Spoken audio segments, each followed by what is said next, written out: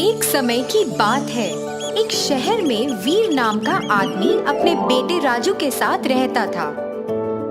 वीर सब्जियां उगाकर बाजार में बेचता था और उसी से उनकी रोजी रोटी चलती थी। जैसे जैसे दिन बीतते गए, वीर की सेहत बिगड़ती गई। राजू ही पूरी कोशिश कर रहा था, पर वो अपने पिता का सही ख्याल नहीं रख पाया। उसने कई दवाओं का सहारा लिया, पर उसके पिता की तबीयत में कोई सुधार नहीं आया। शहर के पास एक संत रहता था। राजू उसके पास गया और उसने संत से अपने पिता के लिए कुछ इलाज या दवा के लिए पूछा। अब ये संत तो एक चालाक व्यक्ति था। कई सालों से वो एक जादुई फूल को प्राप्त करना चाहता था, जो एक जंगल के बीचों बीच था। उसने कई बार कोशिश भी की थी, मगर असफल हुआ और अब वो उसे हासिल करने के लिए बहुत बूढ़ा हो गया था। वो चाहता था कि कोई और उसे वो फूल लाकर दे। तो जब राजू उसके पास मदद मांगने गया, संत को वो फूल हासिल करने का रास्ता मिल गया। उसने राजू को जंगल में जाकर वो फूल लाने को कहा और बताया कि उससे उसके पिता ठीक हो जाएंगे। राजू, तुम्हें कई मुश्किलों का सामना करना पड़ सकता है। क्या तुम तैयार हो? जी, मैं अपने पिताजी की अच्छी सेहत के लिए कुछ भी करने को तैयार हूँ।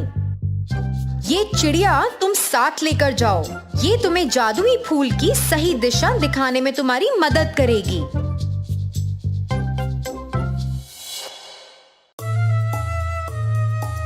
चलते हुए अचानक जमीन से एक कैक्टस का पौधा बाहर आया। राजू हैरान रह गया। जैसे ही उसने दूसरा कदम रखा, एक और कैक्टस जमीन से निकला और राजू गिर गया। राजू, ऐसे तो तुम अपनी मंजिल तक नहीं पहुंच पाओगे। मुझे लगता है तुम्हें जल्दी और टेढ़े मेढ़े तरीके से भागना चाहिए, चिड़िया बोली। राजू ने चिड़िया की सुनी और उन कांटेदार कैक्टस से बच निकला। हे भगवान, शुक्र है हम उस बाधा से तो निकले। चलो फूल लेकर आते हैं। अब फूल को ढूंढना इतना आसान नहीं है। तुम्हें क्यों लगता है कि संत ने तुम्हें उस फूल को लाने भेजा है? वो खुद नहीं ला सकता ना। आसान नहीं है से क्या मतलब है? और क्या खतरा है अब? राजू ने पूछा। देखो, वहाँ एक नदी है, उसमें खतरनाक मगरमच्छ रहता है, चिड़िया ने चेतावनी दी। तो अब क्या? नदी में कमल की पत्तियां हैं। क्या मैं उनके ऊपर कूदकर नदी पार कर सकता हूँ? हाँ, तुम ऐसे ही नदी के पार जा सकते हो, चिड़िया बोली। राजू ने पत्ती पर अपना पहला कदम रखा और अचानक मगरमच्छ उछला और राजू पर उसने हमला कर दिया। राजू ने झट से छलांग लगाई और एक एक करके पत्तियों पर कदम रखते हुए नदी के उस पार पहुंच गया और जल्द ही एक सूखे स्थान पर चला गया। वहां से कुछ ही दूर उसे फूल दिखा। राजू को लगा जैसे वो खुद ही उसकी ओर खिंचा चला जा रहा है। वो बहुत ही चमकदार फूल था। राजू ने उसे सावधानी से उठाया और संत के पास ले चला। संत जी, ये लीजिए जादुई फूल। अब हम मेरे पिताजी की मदद करने चल सकते हैं ना? राजू बोला। संत तो राजू की सुन ही नहीं रहा था। वो तो फूल को देखते हुए इतना खो गया था। और फिर चिड़िया ने संत के सामने आकर उसे जगाया।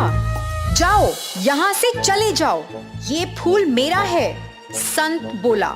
संत की ये बात सुनकर राजू चौंक गया। उसे कुछ समझ नहीं आ रहा था। जब चिड़िया संत की ओर गई, अपने पंजों में उस फूल को पकड़ा और फिर वहाँ से उड़ चली। अरे राजू, आओ मेरे पीछे। ये बूढ़ा संत तो पीछा नहीं कर पाएगा। जल्दी आओ, तुम्हारे पिताजी को ठीक करते हैं। आखिर चिड़िया की मदद से वो दोनों राजू के घर पहुंच गए थे। उन्होंने उस फूल को वीर के शरीर पर हिलाया और जादुई चमक उनके शरीर पर गिरी। अचानक वीर का शरीर स्वस्थ हो गया और वो बैठ गए। वो अब पूरी तरह से ठीक थे और चिड़िया बहुत खुश थी। वीर अब पहले की तरह अपनी सब्जियों का ख्याल रख रहा था और उसने राजू को स्कूल भी भेजा। नन्ही चिड़िया अब उस परिवार का हिस्सा बन गई थी और सब खुशी से रह रहे थे।